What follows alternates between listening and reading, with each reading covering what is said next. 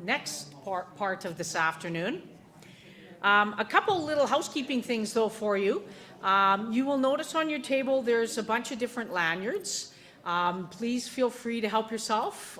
Those are, I gave you kind of an assortment of colors just in case there was two from a different household. But yes, please take those with you. The other thing we would ask you to do, because it helps us as we organize different things like this in the future, is there is a questionnaire on everybody's table here for those of you who are in person. So if you wouldn't mind taking some time between now and the end of this afternoon filling that out and leaving it on the table, we would really appreciate that. So anything else sort of on the table, please help yourself and take it with you. So I think we're going to get started here the remainder of the afternoon, and I'm going to pass it over to Rebecca Perkins with Wellspring Calgary. Hello everyone. I would like to start by just saying how fantastic was Phil's presentation just then, and I'll put out a disclaimer to say that I am certainly not going to be as funny as Phil. But I do have an Australian accent, so I give you full permission to laugh at any strange words that I may say. My name is Rebecca, and I'm exceptionally proud to be here today from an organisation called Wellspring. As of yesterday, we have become Wellspring Alberta. So I did represent Wellspring Calgary, and we worked very closely with Wellspring Edmonton, and together we have merged to become Wellspring Alberta, which really stresses the focus that we have on the province and ensuring that no one has to face cancer alone, regardless of where you live. Whether you're in Innisfail, Central Alberta, Northern Alberta or Southern Alberta, or really from anywhere across Canada, we are here for you. I'd also like to give a big thank you to the organisers for today and really appreciate being invited. We are going to share a presentation that was done at Wellspring, but I just want to give you a little brief overview of Wellspring for those of you who have never heard of us. Can you put up your hand if you've never heard of Wellspring before? Okay, quite a few. So I'm just going to dive in and give a very brief overview, but I'm going to be standing at the back. So if you have any questions, I would love to speak to you after the presentation today. So at Wellspring, we are a non-for-profit cancer support organisation. We provide a whole range of programs and services for anyone living with cancer, any type of cancer, at any stage and in the journey. And what I'm really proud of is that we provide our programs and services for caregivers as well, who we also call our invisible patients. We know often that our caregivers need just as much support, if not more support, than some of our patients. Those living with cancer are getting a lot of support from clinical teams, friends and family, and you as caregivers are digging deep, sometimes pouring from a pretty empty cup. So at Wellspring, we are a warm and welcoming community of people who get it, who have walked in similar shoes, and we are there to support you and make sure yourselves as caregivers are not alone in your journeys. We have programs that are available online, and we run programs in person in our Calgary houses and Edmonton houses, and I'm working very hard on trying to get some in-person programs up and running in communities outside of our major cities too. Some of our programs are group-based and you can attend them with your loved ones, but some of our programs are specific just to caregivers to provide a safe space for yourselves.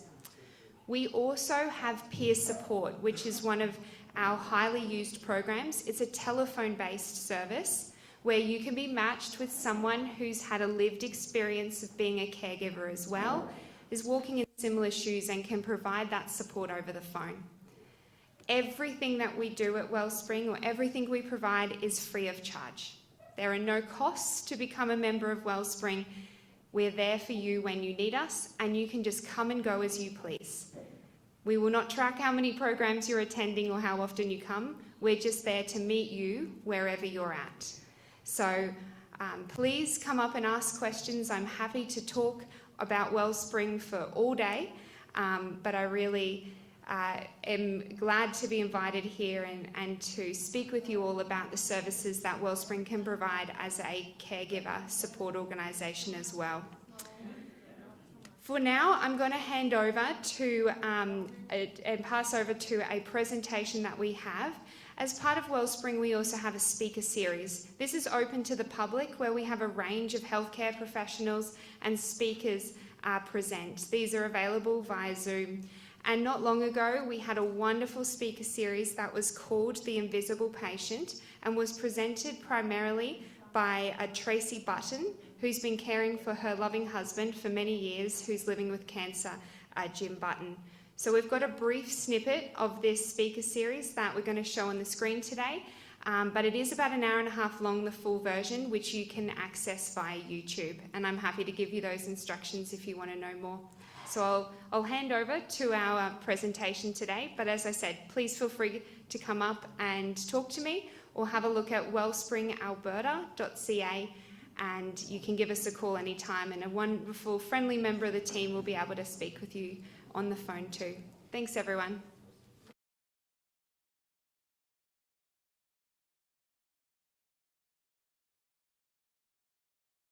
So this is how we're going to work tonight. Jim and Tracy and I had a conversation. We said, I'm going to be a question guy for about 45 minutes. We're just going to get Tracy and Jim to talk about their experience, especially Tracy and her experience. And this next hour, as Tracy and Jim and I have discussed, is for you watching and not for us. So I said to Tracy and Jim, why don't I sort of give the background so that they don't have to tell the story they've told lots. So in my hands, I have the Jim and Tracy background. You ready for this, you two? Yeah, I don't think so. Father's Day, 2014, Jim wasn't feeling good. So he goes to the doctor, and the doctor says, we think you have appendicitis, but that's easy to fix. We're going to do a quick check. So they do an x-ray and they say, yes, we can fix the appendix, but there's a huge growth on your kidney. So a lot of people get a diagnosis of cancer. A lot of other people get a diagnosis of appendicitis. Jim Button is one of the lucky ones that got to have both at the same time. So they took it out. They said, we had surgery. We're going to take the tumor out and take the kidney with it. Hopefully everything's good. And the appendix is fine. Everything works out.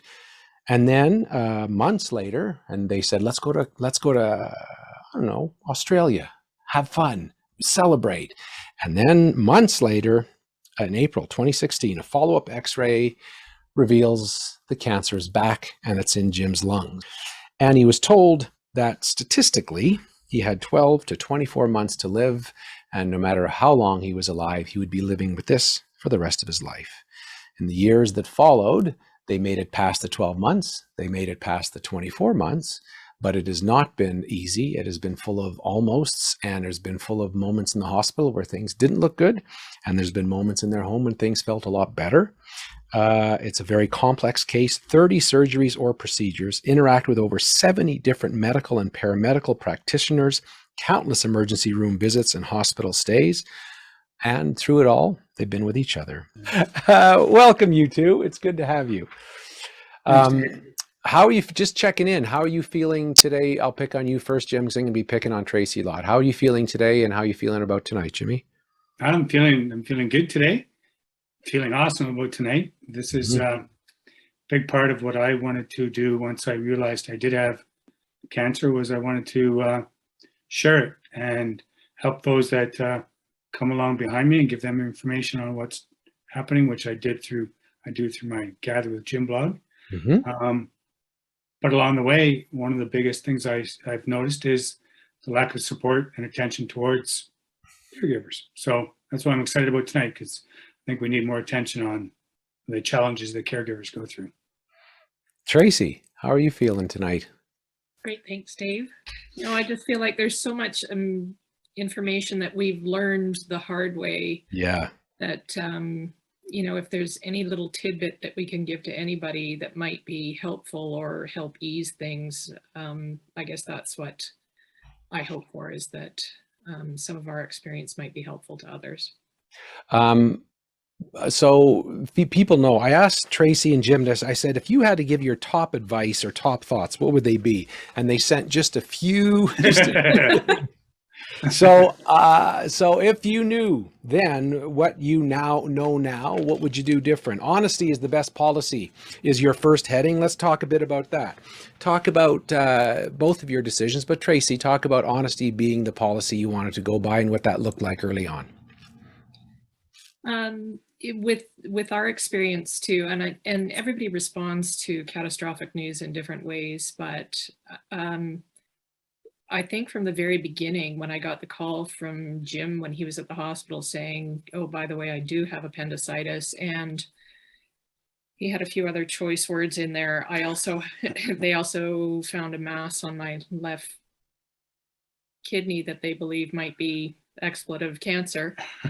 And so, I mean, you come to a grinding halt, and it is a shock to hear that. So I was at home with the kids and wanted very much to be at the hospital with Jim because he was going to go into surgery. And at that point, I wasn't sure if they were going to take both the kidney and the appendix at the same time. So really didn't even know what we were going into. So I called my girlfriend and I said, "What are you doing?" And she said, "Nothing." I said, "Is there any chance you could come over? Because this is what I'm dealing with. And I don't want to leave the kids alone," because they knew Jim was feeling unwell and went to the hospital. And so I am going to share the news with them because I don't know what we're going into. So my girlfriend came over, and as she was coming over, I sat and told the kids, Dad has appendicitis, but they've also discovered what they believe is a tumor on his kidney. So I want to go to the hospital and be with him.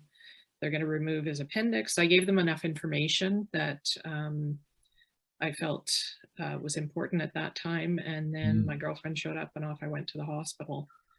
And I think it's just for us been, I didn't even have a moment to ask Jim if he felt that that was the right approach. It's just what felt right at the time, because Jim had other things on the go at that point in time. And so in retrospect, in talking with our kids, just saying, "What advice do you have to others in this situation?" They both agreed that honesty was the best policy, and that it's been much better for them to be aware of what's going in and to feel like they're kept up to date and in the loop. There's no guessing then. So that's just what we've continued to do through everything, through first and second diagnosis. And I think as a helpful thing you guys did early on was your blog, your WhatsApp, and Facebook was a way of avoiding the 200 people who are going to call every day and say, "How's it going? How's it going?" Explain what you did there, Jim and Tracy. Right. We recognize immediately that you have to communicate with sort of your core social circle being family and very close friends. And so we started using WhatsApp as a method, or I did, as Jim was recovering from procedures and things like that. And it was just, I got to update at once and everybody then was in the loop. And it also, it prevented any misinformation from being spread, which, as you know, can happen at times like this. And then we have a dear friend who said to us, "Well, for the broader circle, why don't I start a Facebook page for you?" And so we came up with the name The Button Informer, which is a family publication that Jim's dad used to do when he was alive. And so he was, it was a nice homage to him. And it was a good way of updating people and thanking people and just keeping everybody in the loop with what was going on. And then you can talk about your blog. Well, right off the bat, I started a blog. Main purpose was to answer those questions that you were going to get ad nauseum. If I wasn't in the mood to answer, I'd just say go to the blog. And then it ended up being quite informative. It was quite cathartic, as I found along the way. I didn't realize that I enjoyed writing. It became a creative outlet. And lately, what we found that has been really positive or powerful is it's our historical records. Because both our memories are shot. We both have brain fog. Yeah. So whenever we want to remember, when did we get that chemotherapy? Oh, that was back in 2014, 2015, I think. Let's go to the log. Yeah, so it's been very helpful.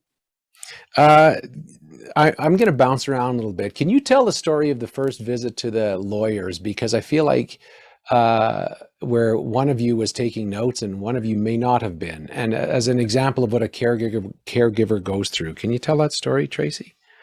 Or Jim, whoever. Yeah, Tracy, tell it. It's good. And my story is very different. When we learned that Jim had, or that his cancer had metastasized and that there was no cure, one of the final statements from the doctor was, make sure you get your affairs in order. And I mean, that is really a bit like a sucker punch. You only see that in movies, and all of a sudden it was our reality. So there was a bit of a scramble because our lawyer was no longer practicing and our wills were a bit out of date. So we did find a new lawyer through someone we know who specializes in this area, and made arrangements and went and met with him. And as I'm taking notes, Jim was just sort of sitting there. He really not participating. And, Jim and I discussed it afterwards, and he said, it's pretty surreal to sit there and talk about your death and talk about, life going on when you're no longer there. So meanwhile, I'm trying to ensure that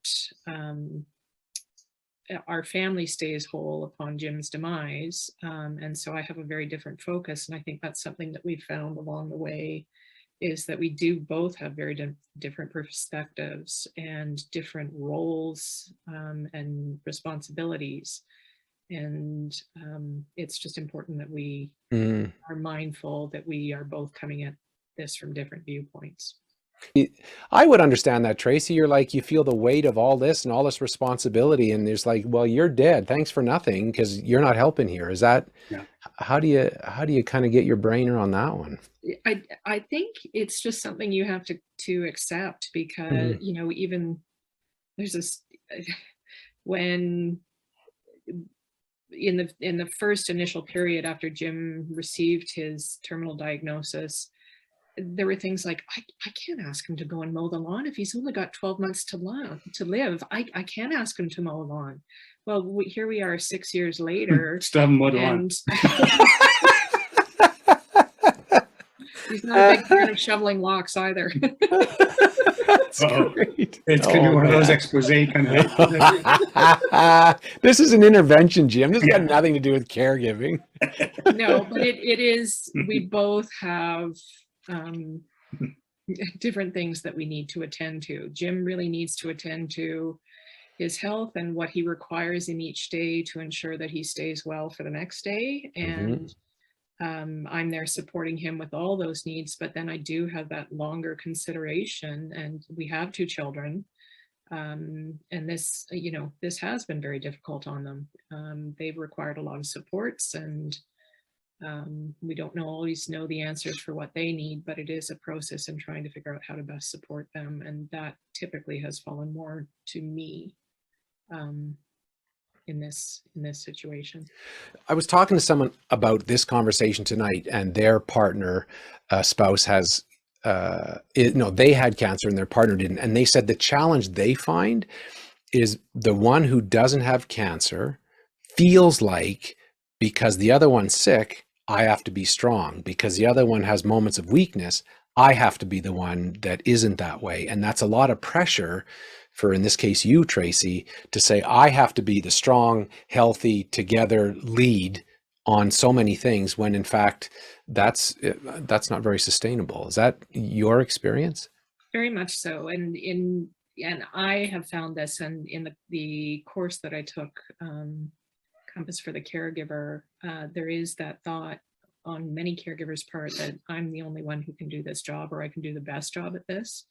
And that is pretty self-limiting, particularly over a protracted period of time, because in Jim's case, we kind of break it into a sprint period of time, which really was the first 4 years, where, I mean, we literally went from crisis to crisis to crisis, to Jim going on to a medication or a treatment that had, significantly better efficacy. And so we're now what we call into the marathon phase. And so, you start worrying a little bit more about compassion fatigue and caregiver burnout. And it's important that you educate yourself as to what they are and what to look for Hmm. and what to do to help prevent those from happening. When you talk about get your affairs in order, I have two follow-up questions. One is, how do you deal with your own stress, Tracy, about finances when Jim's gone? Or how is that? How does that work? That is one of my greater stressors, just that financial security. So there are a number of things that play into that. I 3 years into Jim's illness, I had to step back from my job. I just couldn't manage everything. And Jim was really, at that point, dealing with a lot of issues that required hospitalization and extended hospital stays. And then when he was at home, there was things like post-procedural care and just general care that I had to do, and special diets and things like that. And I just couldn't manage everything. So I had to take Yeah. a step back. So that was giving up my income. We have been very lucky in that Jim did have good insurance in place, but we've had a lot of back and forth between the insurance company and ourselves, and our financial planner, who has been a godsend and happens to be a sister-in-law. Jim was declined one of his insurance policies, and she went to bat. She's saying they can't do that because they were saying, no, you've got other policies, and they said those were in place long before this ever came into effect, and therefore you have to honor it. So Right. they ended up honoring it, which is great. But we also, because of the complexity and because Jim has different policies, they were never paying us with any regularity, and they kept shorting us, and I kept arguing with them, and they said, no, we're not. And so I literally created this spreadsheet that went on for days, with every payment, every detail you could possibly imagine. And so I was able to support the argument. So we ended up they did pay us. But so you want to make sure you can keep Yeah. the roof over your head and the lights on, and we've got 2 children in university and all those things. So when Jim starts feeling unwell, that's when I get most stressed, and That's that's what I was sort of about to say. when I spiral, and I need that reassurance. Yeah. It It's is- hard. Well, and yeah, Jim, what is that like for you to watch that? Well, that if I have a stressor, that's my stress. When I start having to go in and get more surgeries, or I'm not doing well, it really affects Tracy's well-being. And some of the first things she does is that's her stress, is the financial part comes back into conversation. But I think it's pretty natural, to be honest, right? 'Cause Yeah. you're reminded that you're facing it again, and we've had that where we did the sprint where we were facing it all the time, and now we've had this 2-year block where I've only had a few surgeries in that time, and it's been nice to be on the marathon. Speaking of the earlier sprint, Tracy, and going to the doctor the first time, lawyer for the first time, all of those things. One of the things that you talked about that the doctors didn't, no one ever talked to you about what grief looked like, and that you Googled it, and that made a difference. Would tell that story. So when we learned that they had discovered a spot on Jim's lungs, so Jim had to go after his kidney was removed every 6 months for a chest x-ray, because if it did metastasize, that's where it goes. And so after 18 months, so his 3rd x-ray, we got word that they do see something. So all of a sudden, we'd never had to deal with an oncologist before. We just dealt with a surgeon who had removed his kidney. And so all of a sudden we are down, at Tom Baker and meeting with an oncologist. And as we're sitting in that meeting, he said to Jim, okay, it has metastasized. You have 2 options for treatments. You pick which one you want. Here's information on them. When we meet next, you'll let us know which one you want to move forward with. and you will have to be on treatment for the rest of your life. And so I'm sitting there, and meanwhile, they're talking about other details. And finally, at the end of the meeting, I said, I'm sorry, I just have one question I have to ask. What does the rest of your life mean? And he looked at Jim and he said, do you want to know? And Jim paused for a minute and he thought, and he said, yes, I do. And he said, well, statistically, you've got 12 to 24 months to live. And I mean, it would, we talked about this the other day. It was, I needed that knowledge. And it. Well, I think the point is that at that time, there was never any conversation about the impact it was going to have on you. All the conversations Oh, were on me, absolutely. so that you didn't even know what you're experiencing. Yeah. So in that, you take that away and the grief is pretty significant, or I didn't know it was grief at time, but for the next 10 days, the phone's ringing off the hook. You're trying to get through the day and carry on with your day-to-day existence. And,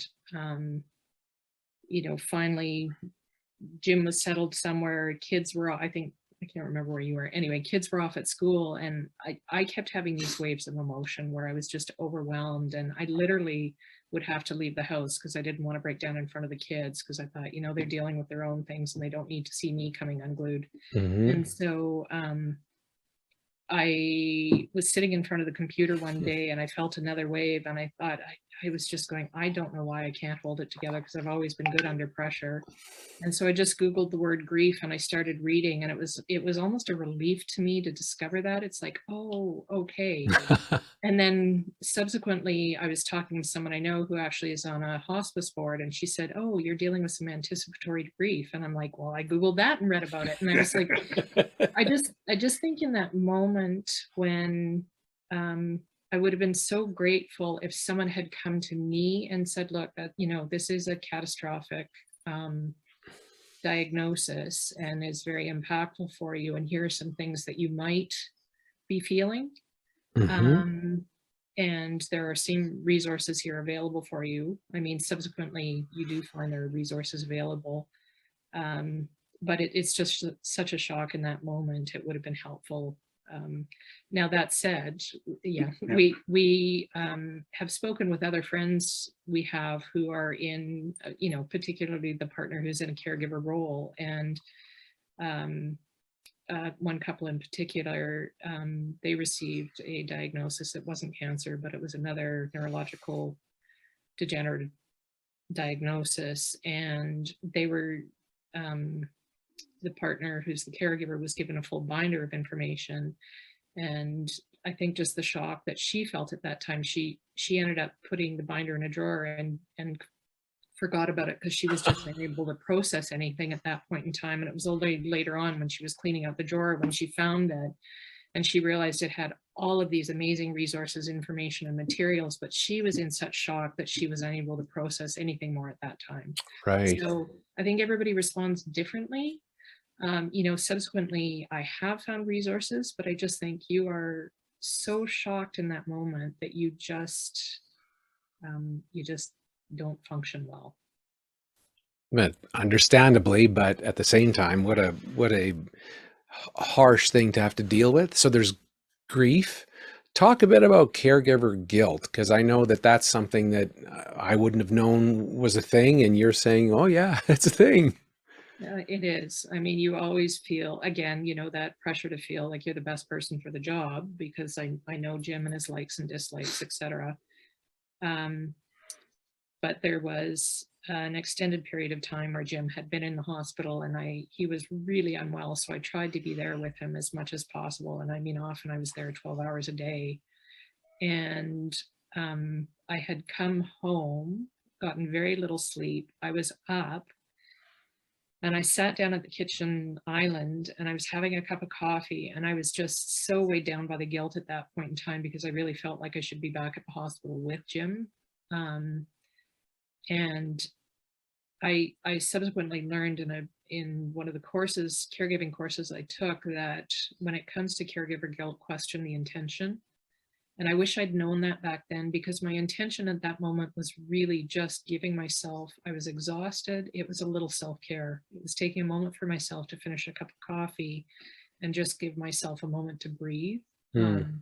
So the intention was really actually good, and it was directed at me at that moment, but I felt so guilty because I wasn't there for Jim. So I've found that incredibly helpful advice. When I do feel guilt, it's often because I need to take a moment to care for myself. And so it helps alleviate that guilt. Guilt's a messy little emotion too. And because I get guilt because I've changed our family's life because of getting cancer. And Tracy's answer every time is, "You didn't bring this on yourself." Yeah, you didn't. You know? So, Yeah. but you still feel that guilt. It must be a dance for the two of you to not throw it at the other. I mean, not that you would, you're good people, but this to like for you to be sensitive, Jim, to Tracy, to say, okay, you have to stay home, have a coffee is fine, but you have to be sensitive to that, don't you? 100%. Yeah. And it's a dance, because you can only can't say stay home, because then the other side is, am I not helpful? Do you not need me?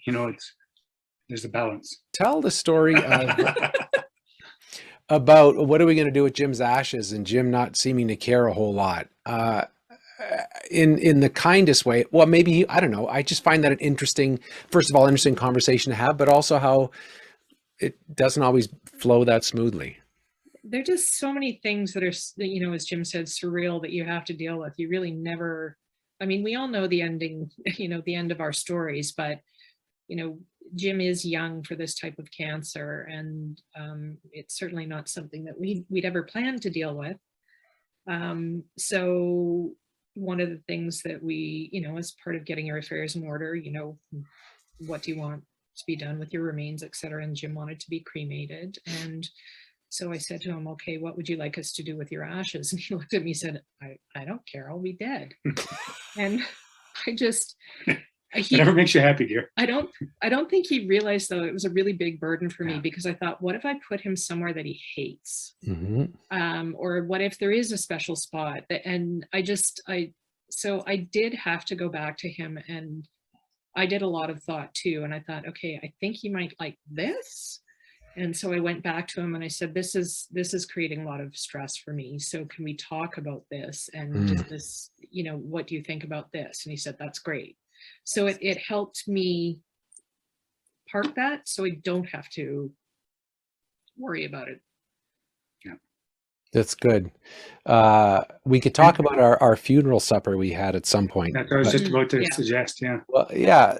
So this was something Jim and Tracy, I don't know who started the idea, but it was a good idea where my wife and I, Blythe and I, got together with Jim and Tracy, and all of us at the dinner had to talk about our funerals, what we want, what we didn't want, who should be there, do you want speeches, do you not want speeches, so that it wasn't, well, I can talk about my experience of that, but Jim and Tracy, talk a little bit about how that was helpful for you or what that was like for you guys.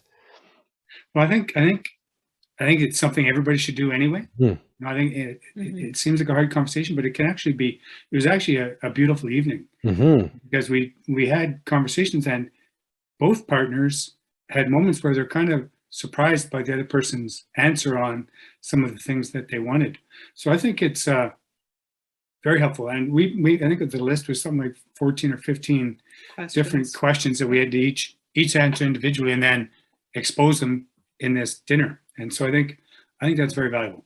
It's a beautiful way to have a hard talk. If I come to you and I say, you have this terrible news or a situation happens, and I say, well, just let me know if I can help. My intention by saying that is love, but that's not always helpful. Explain why. I think many times in that moment of crisis, you are so taxed and you're having to make so many, what I'll call higher level decisions, that when someone says, let me know if you need anything, number one, it's very difficult to ask for help. It is really humbling. I think we are raised, at least I know I was raised to be self-sufficient and, offer help to others, but you're never really taught how to accept help from others. And so I think it was very difficult in that moment for me to come up with something and to actually ask for it. So, through our experience and through, things I've read and courses I've attended, it's best to identify a specific action. Like, it's going to snow tomorrow, I'm going to shovel your walk, or I'm going to come over and shovel your walk, or I'm going to the grocery store, what do you need? Specific actions, or I'm bringing dinner to you on Tuesday. That type of thing. Identify something and say, this is what I'm going to do. I mean, you still have the opportunity to say, oh, we've got someone doing that or whatever, but at least it doesn't put the onus on the person who is in that position, having to make so many critical decisions at that moment. The other thing that we learned along the way was how to accept help. I think we're both more comfortable on the giving help. side than when it came to receiving help. For the longest time, it took a lot for us to learn. So it was a learned behavior on our behalf. So be conscious of that when you're dealing with somebody in that situation as well. But it is so humbling. And again, back to that, honesty is the best policy. Because Jim and I chose to be very open about what we were going through with Jim's health, it is amazing the support we have, like, so humbling. I just, there are so many people who are the reason why we're here today in the condition we're in, as well as we are, because we have amazing support from friends and family. I would think, hearing you talk, Tracy, that this last few years has had moments of real loneliness. Is that true? Absolutely. Again, none of our friends are dealing with anything like this. And so as amazing as everybody's been, they just don't, Jim doesn't feel well often, and so my choice is to actually stay at home with him so he doesn't have to be alone. I sort of am driven by, I don't want to have any regrets at the end of Jim's life. I really do. It's very important for me that his journey is as good as it possibly can be, and I don't want him to feel like he's not the priority, because he is. In those first years when it was the sprint and it was madness and I was always in the hospital and Tracy was always having to deal with all that, and you're learning and it's all new. But now it's into a long, it's 6 years now, right? Yeah. So you can understand why people have moved on, because I've cried wolf long enough. Yeah. Well, and I remember even talking about that with you at some point, Tracy, about how is it, like, you can only wake up and say goodbye, honey, for the, so many days in a row. But you're like, I said to Tracy, do you want me to come over and drive over him with a car? Because I can do that. If that would help, I'm willing to do that. Not good enough driver. But that's, like, I would just think the weight of maybe it's today, that's just what is that experience like for you, Trace? It's exhausting. I mean, it is very taxing. I'm not the same person I was, particularly 6 years ago with all of this. It does wear on you. No, Jim is never out of the woods, because he, we had a meeting with the palliative team when we thought we were nearing the end. Yeah. And they came over and Jim was at risk of a catastrophic bleed. And so you have a discussion with them, and their advice at that point in time was get black towels. It's less shocking. And I'm sitting there going, I can't even believe I'm having this conversation. Oh. And, it's always present in your mind. And I mean, I do. It's been so lovely that he's had some stability and decent quality of life. I mean, that said, the chemo he's on does have, a laundry list of side effects, so he never feels fabulous, but he's got the most amazing mindset that allows us to enjoy the best of each day. But it always is there. You do always think about it.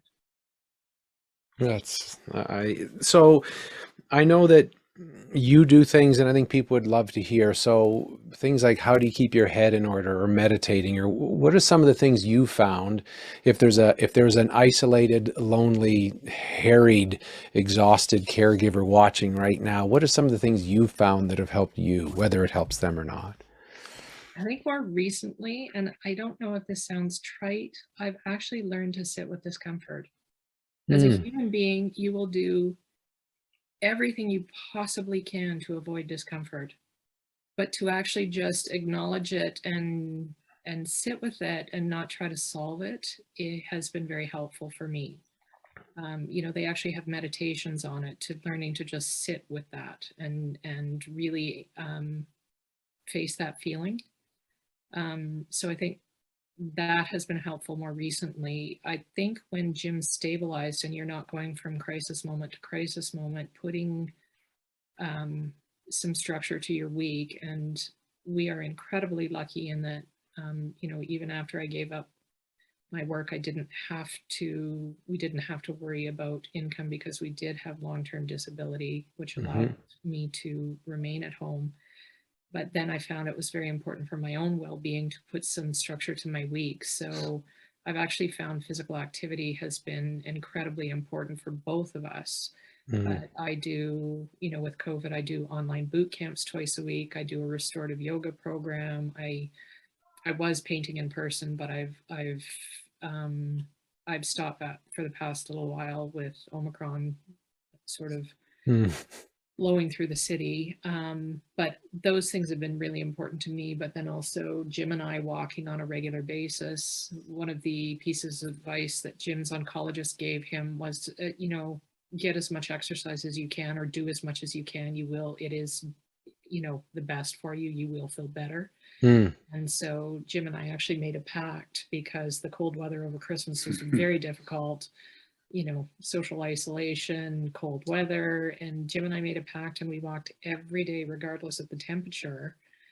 We would be, sometimes we would not get out until 4 o'clock in the afternoon, because we really dragged our heels, but we would get out and we'd walk for an hour, and we would come back every day and we'd say, thank goodness we did that, because we felt so much better.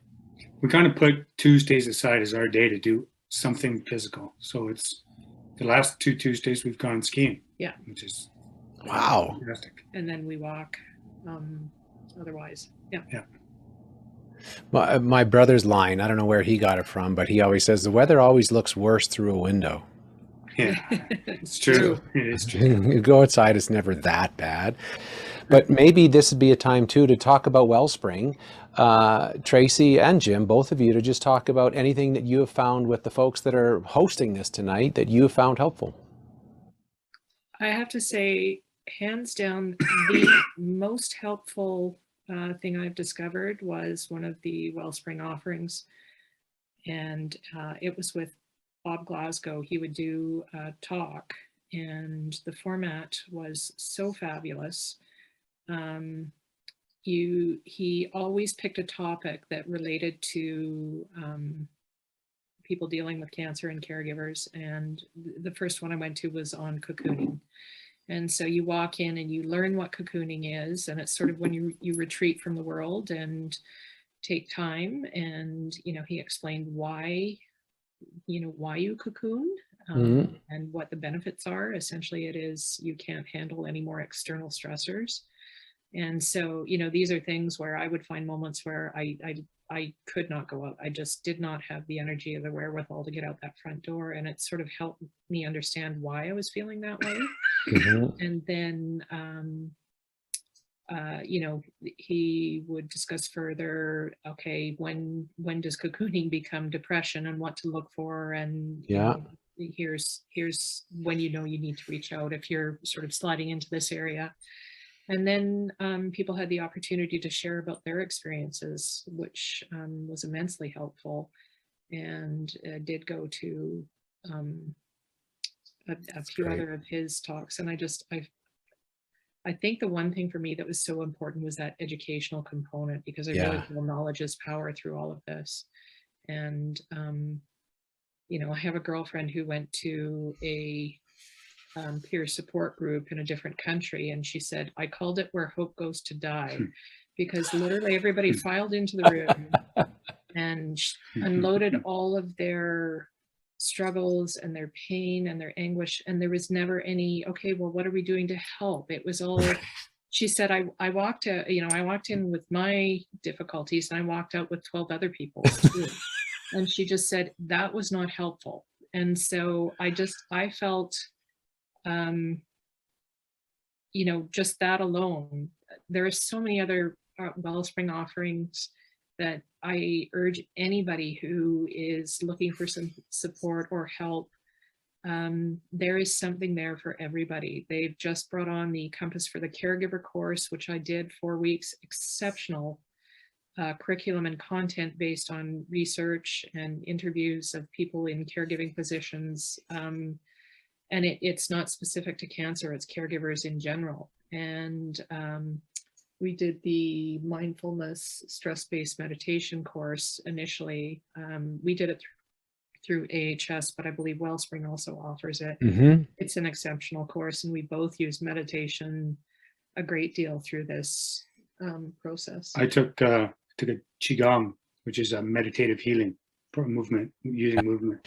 I want to thank Wellspring for having us here, and I want to thank everyone who's watching for being here. And I wanted to give Jim and Tracy the last word. You kind of said them, but I thought, you know, for the folks that are watching right now, whose hearts are a little bit broken, whose lives are a little bit afraid, who feeling a little bit of that overwhelm, or a lot of all those things, if you have any final thoughts for them, Jim, and then I think Tracy gets the last word on this one. Oh, smart. My mom passed away from cancer, and I remember lying in bed with her and asking her questions all the time. And one of the questions was, what do I need to know? What are the 3 things I need to know? And she said, you know, laugh every day, be nice to others, and don't take life too seriously. Tracy.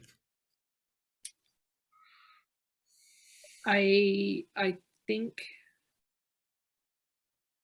one of the things that has helped me through this is just, I don't want to live with regrets.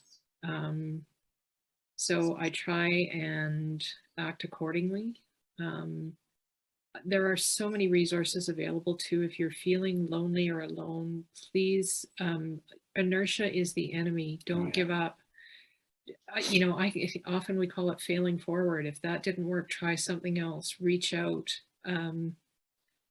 I just know when I become inert, that's when I am concerned for myself. And so as hard as it is some days to propel yourself forward or seek new supports, I really urge you to do so. It's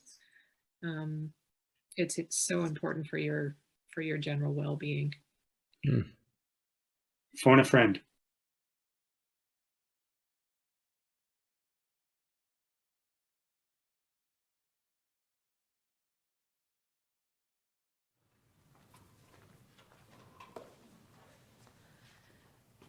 Well, that was a fantastic video. I want to, you know, thank Wellspring for, and Jim and Tracy Button for letting us have the opportunity to see this. And as Rebecca had said, there is a much longer version of this, but I think, you know, it's not just cancer support, it's any care partner who can take a lot of this information and work it into your lives as well. So we're going to take a 5-minute break, and then we're going to have Jonna come in and talk with us as our final speaker. So we'll take 5 minutes.